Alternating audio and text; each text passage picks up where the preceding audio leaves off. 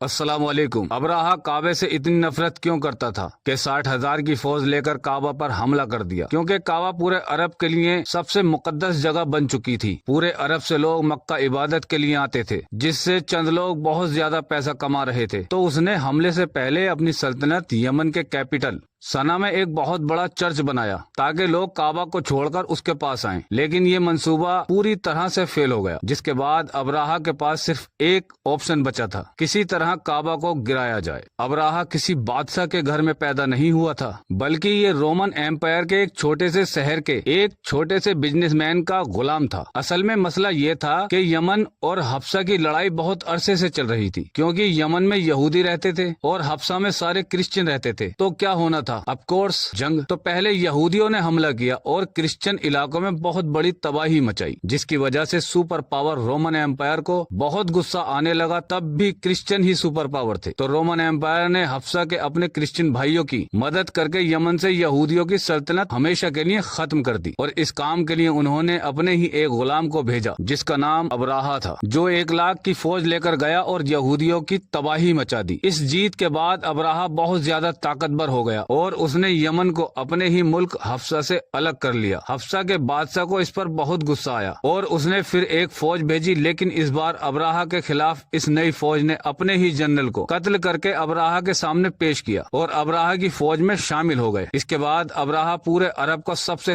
طاقتور بادشاہ بن گیا اور پورے عرب دیش میں اس کا دبدبہ پھیل گیا، سوائے ایک چیز کے ہر سال پورے عرب سے ہزاروں لوگ مکہ میں کعبہ کے طواف کے لیے جایا کرتے تھے۔ تو ابراہا نے سوچا اس میں کون سی بڑی بات ہے، ہم بھی ایک بنا دیتے ہیں۔ تو اس نے اپنے کیپٹل میں ایک عالیشان چرچ بنایا جس کو اس نے پورے دنیا کے ہیرے جواہرات سے بھر دیا۔ یہ بلڈنگ پورے عرب میں سب سے خوبصورت اور عالیشان بلڈنگ تھی۔ عربیوں نے اس سے پہلے ایسی اور کوئی چیز نہیں دیکھی تھی، لیکن کوئی بھی اس کی عبادت کرنے کے لیے تیار نہیں ہوا اور سب اسی کعبہ کا طواف کرنے جاتے رہے۔ اتنا کچھ کرنے کے بعد بھی جب ابراہا بری طرح فیل ہوا تو اسے بہت غصہ آیا اور اس نے 60,000 کا لشکر لے کر کعبہ پر حملہ کر دیا۔ اس کی اس فوج میں بہت سارے ہاتھی بھی تھے۔ عرب کے لوگ یہ جانتے تھے کہ ہم ابراہا کی اس فوج کا مقابلہ نہیں کر سکتے۔ کچھ قبیلے لڑنے کو تیار بھی ہوئے، لیکن ابراہا نے کہا کہ میں کوئی خون بہانا نہیں چاہتا، میں صرف کعبہ گرانا چاہتا ہوں تاکہ کعبے کو چھوڑ کر لوگ اس کے بنائے چرچ میں آئیں۔ جب وہ مکہ پہنچا تو مکہ کے چیف کو بلایا اور عبد المطلب نے کہا آپ نے میرے کچھ اونٹ قبضہ کیے ہیں اور میں چاہتا ہوں کہ میرے اونٹ مجھے واپس کر دیں۔ تو اس پر ابراہا مسکرا کر بولا کہ میں سمجھتا تھا تم ایک بہادر شخص ہو، مگر تمہیں تو صرف اپنے اونٹوں کی فکر ہے۔ اس پر عبد المطلب نے کہا میرے اونٹ میری ذمہ داری ہے، اور رہی بات کعبہ کی تو اس گھر کا مالک جانے اور تم جانو، اور ایک بات میں اچھی طرح سے جانتا ہوں، آج تک اس گھر کو کوئی نقصان نہیں پہنچا پایا۔ دوسرے دن ابراہا نے اپنی فوج کو حملے کا حکم دیا۔ حملے سے پہلے اچانک سے اس کا ہاتھی رک گیا۔ بہت کوشش کرنے کے بعد بھی اس کا ہاتھی آگے نہیں بڑھ پا رہا تھا، اور تبھی آسمان میں لاتعداد پرندے اور ہر پرندے کی چونچ میں ایک پتھر تھا، اور وہ ابراہا کی فوج کے ایک ایک سپاہی کو ٹارگیٹ کر کر کے مار رہے تھے۔ یہ ایسے پرندے تھے جنہیں پہلے کبھی نہیں دیکھا گیا اور نہ ہی پھر بعد میں کبھی دیکھا گیا، اور جو پتھر ان کی چونچ میں تھے ان کی تاثیر یہ تھی کہ وہ جس سپاہی کو لگتا تھا سپاہی کے جسم میں خارج ہونے لگتی، اور وہ خارج اتنی زیادہ ہوتی کہ بتایا جاتا ہے سپاہی کھجاتے کھجاتے اپنی ہڈی سے گوشت تک چھٹا دیتے اور جسم کی ہڈی تک دکھنے لگتی۔ اور اس دردناک منظر کو دیکھ کر ابراہا کی فوج واپس بھاگ گئی اور پوری فوج تباہ اور برباد ہو گئی، اور اس دن کے بعد قریش مکہ کے بادشاہ بن گئے۔ اور اس واقعے کے بعد پورے عرب سے اور بھی زیادہ تعداد میں لوگ کعبہ کا طواف کرنے کے لیے آنے لگے۔ کعبہ میں ہر سال عظیم الشان میلہ لگنے لگا۔ کعبہ میں جیسے دولت کی بارش ہونے لگی۔ مکہ کے لوگ امیر سے امیر ہونے لگے، اور ہزاروں سال سے جل رہی ایران کے ٹیمپل کی آگ